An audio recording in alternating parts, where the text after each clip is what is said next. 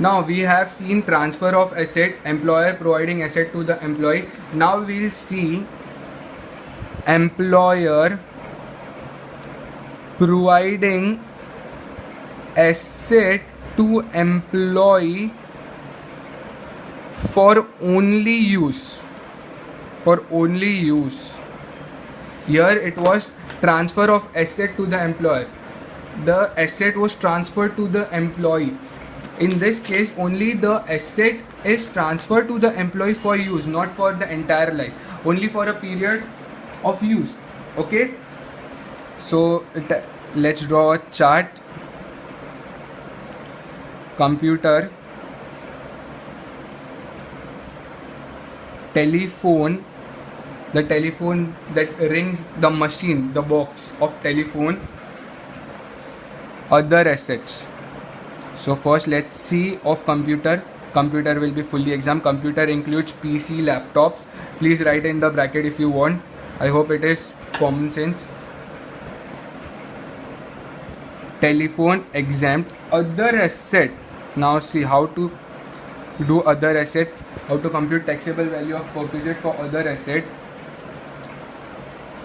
Owned by employer. Depreciation at the rate 10% of cost. Which method? The method if question silent,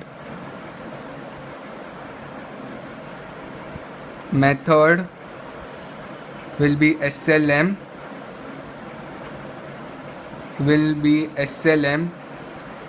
if question specifies then follow as per question.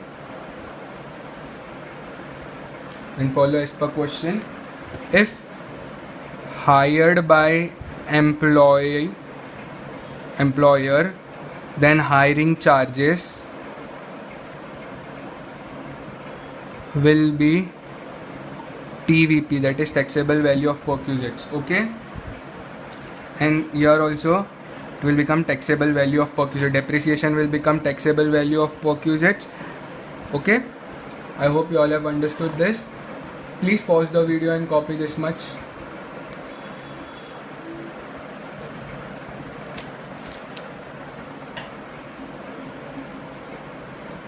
I hope you all have copied. How many it was? Wait, 1 2 3 4. Car was 5th. Car facility was 5th. This was 6th. This was 7th. And this is 8th. Now let's see. Credit card facility.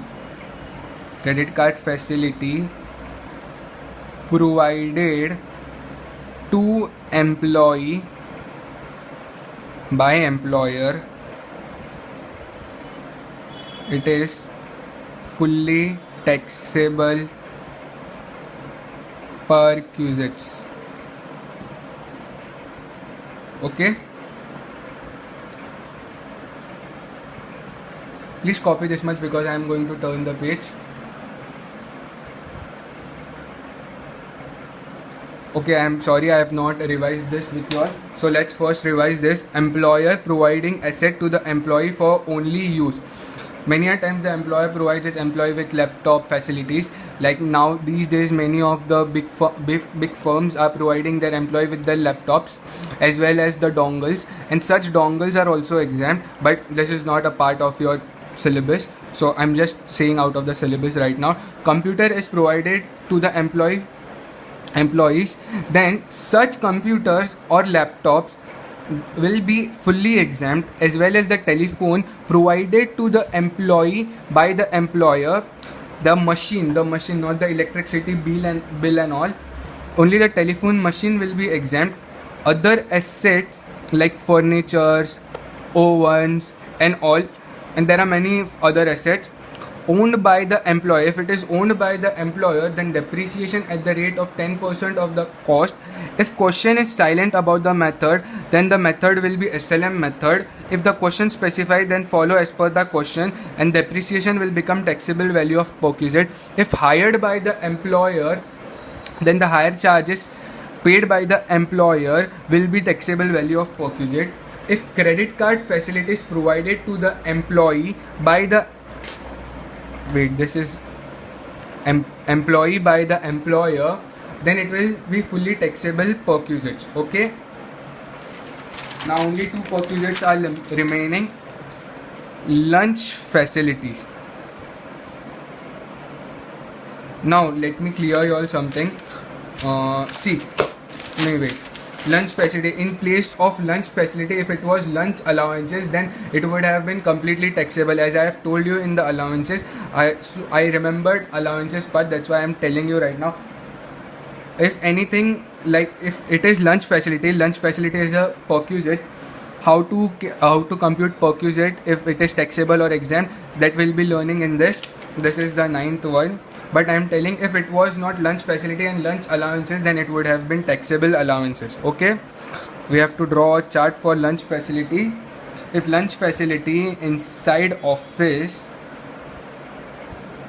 then exempt up to rupees 50 per meal. Okay, if in the question it is given to y'all that what it is given, lunch facilities provided to employee rupees 20,000. Okay, 20,000 is given to you all. There in the question that lunch facilities provided to the employee 20,000.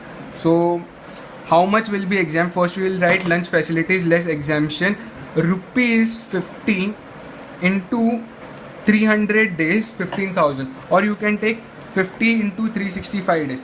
But here the case is on the paid basis.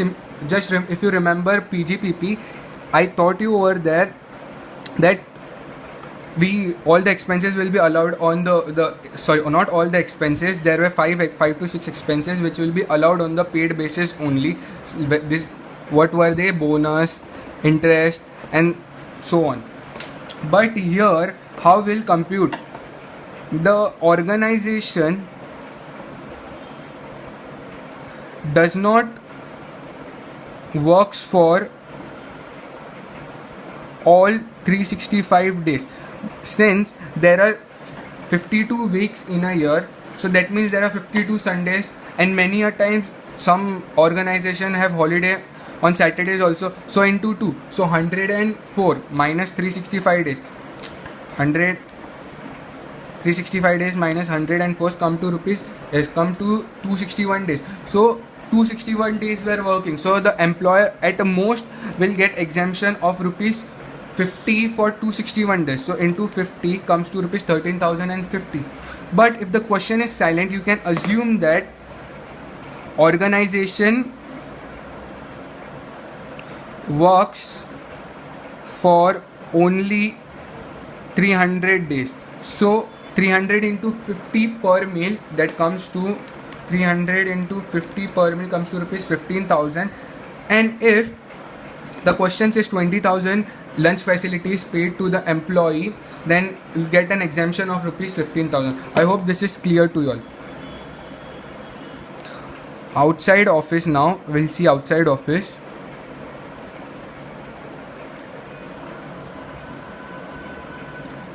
Non-transferable vouchers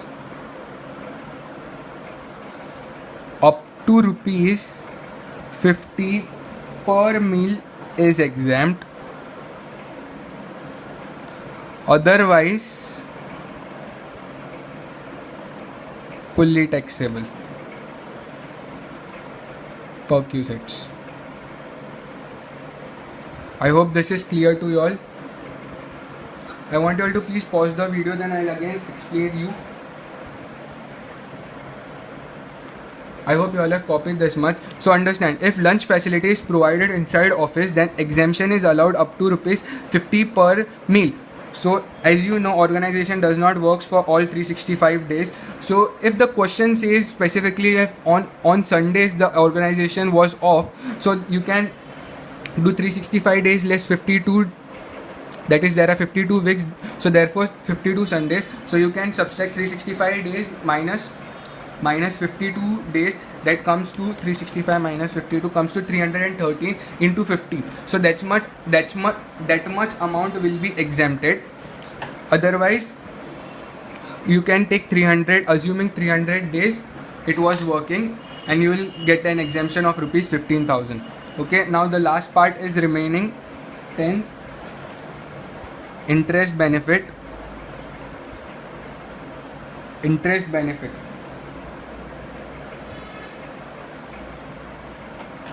benefit means if loan taken for specified disease, then it is fully exempt. The interest benefit of the employee is fully exempt because the employer provides loan to its employees at a lower rate than the market rate. So such interest benefit is exempt if it is taken for specified disease. If otherwise loan taken above rupees 20,000, then see, up to rupees 20,000 fully exempt, but above rupees 20,000 it will be taxable in the following manner. Taxable is equal to loan amount into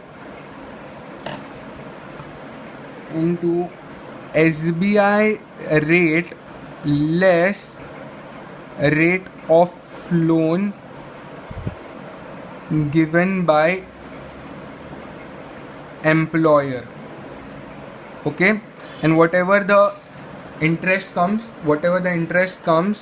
will be the taxable value of perquisite. See, I'll explain you, I'll show an example over here. I have not given time to copy, I know. Example is, see, loan given to employee rupees 25,000 at the rate of 12%, but the SBI rate going on is at the rate 15%. So therefore, how to calculate taxable value of perquisite is equal to loan amount, the formula is given behind, loan amount into SBI rate 15% less 12% comes to 25,000 into 3%, which comes to rupees 750. So 750 will be taxable value of perquisite. I hope this is quite clear to you all. So please now pause the video and copy interest benefit.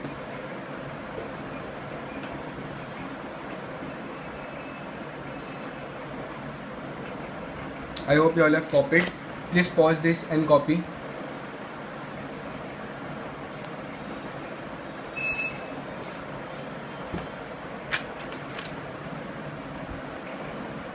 I hope you all have copied this much. So our perquisites are complete. So let's strike off perquisites. Just put a tick, perquisites completed. So now we need to do bonus, advance salary, arrears of salary, gratuity, pension, leave salary, retrench compensation, voluntary retirement compensation. So we'll be doing that in the next videos.